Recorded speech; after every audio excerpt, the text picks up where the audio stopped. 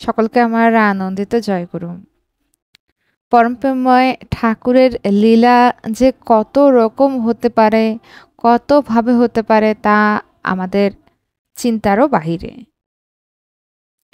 চলুন পরমপ্রেমময় শ্রী শ্রী ঠাকুরের ইষ্টপ্রসঙ্গ শুরু করছি। ষোড়শী ভবনে গেটে ঢুকার মুখে শ্রদ্ধেয় দুলালদার সঙ্গে দেখা। তিনি বললেন, তাড়াতাড়ি ওপরে যাও, দাদা তোমার খোঁজ করছেন। ওপরে গিয়ে সিসি দাদাকে প্রণাম করতেই তিনি সামনে বসা একটি মায়ের দিকে আমার দৃষ্টি আকর্ষণ করলেন। বললেন, এই মায়ের স্বামী তোদের হাসপাতালে ভর্তি আছে, ডাক্তাররা কোনো রোগ ধরতে পারছে না। তিনি আমাকে বললেন, তুই যত শীঘ্র সম্ভব নীলরতন হাসপাতালে যা এবং এই মায়ের স্বামীর রোগের বিষয়ে ভালোভাবে খোঁজ নেম। যেমন করে হোক ওনাকে সুস্থ করাই চাই।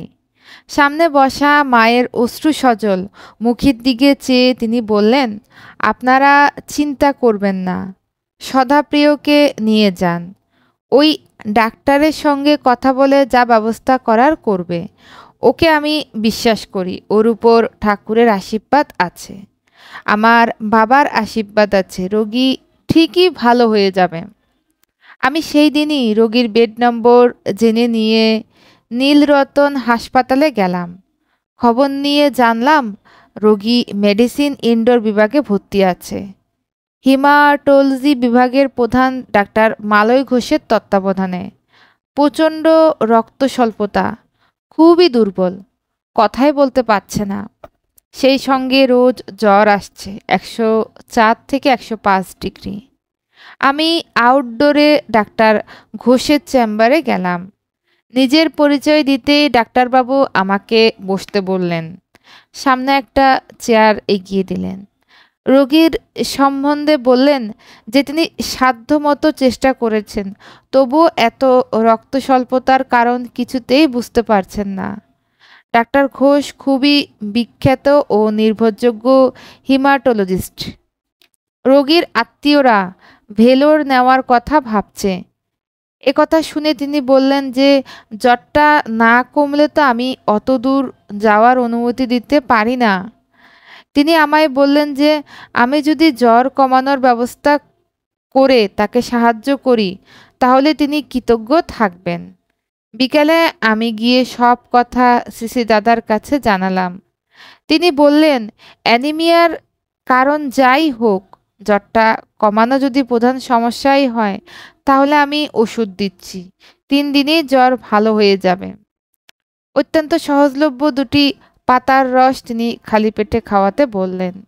সেই মতো ওষুধ খাওয়ানোর ফলে 3 দিনের মধ্যেই জ্বর কমে গেল।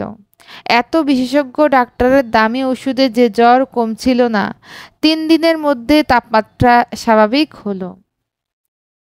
পরম পূজ্যপাদ শ্রী শ্রী দাদা তারপর দেওঘরে চলে যান এবং বলে যান যাতে রোগীকে দেওঘর নিয়ে যাওয়া হয়, কিন্তু রোগীর আত্মীয়রা চাইছিলেন ভেলোরে যেতে। আমি সব শুনে বললাম, ভেলোরে যেতে আচার্যদেব অনুমতি দিলেই তবেই যাওয়া ভালো। রোগীদের আগ্রহ দেখে শ্রী শ্রী দাদা অনুমতি দিলেন।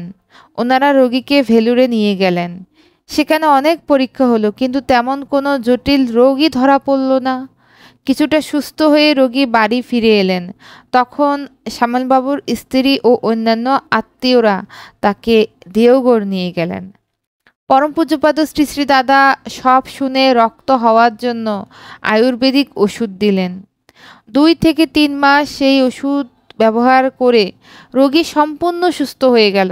এরপর শ্যামলবাবুর স্ত্রীর অনুরোধে পরিমলদা ও শ্রদ্ধেয় প্রভাতদা কেলোঘাটে তাদের বাড়িতে গেলেন। রোগী ওনাদের সামনে 2 হাত বাড়িয়ে বললেন, দেখুন আমার কত রক্ত হয়েছে, আমি নিরামিষ খাচ্ছি এবং সম্পূর্ণই সুস্থ আছি। ওই দিন রোগীর ও ওই বাড়ির অন্য সকলেই সৎনামে দীক্ষিত হলো।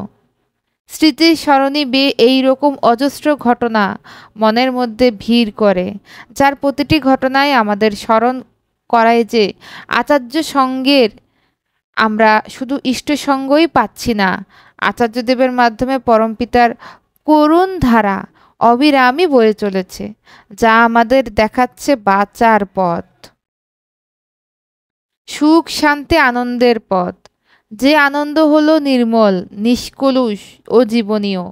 মনে পড়ে পরম কারুণিকের অমোঘ অভয়বাণী, সব প্রবৃত্তি ন্যস্ত যাহার ইষ্টস্বার্থ লয়ে, সেই তো যোগী, সেই তো সন্ন্যাসী, কাল নত তার ভয়ে।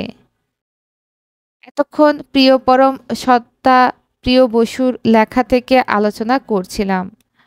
সত্যি পরমপিতার দয়া সব সময় বর্ষিত হচ্ছে, আমরা আসলে তা দেখতে পাচ্ছি না।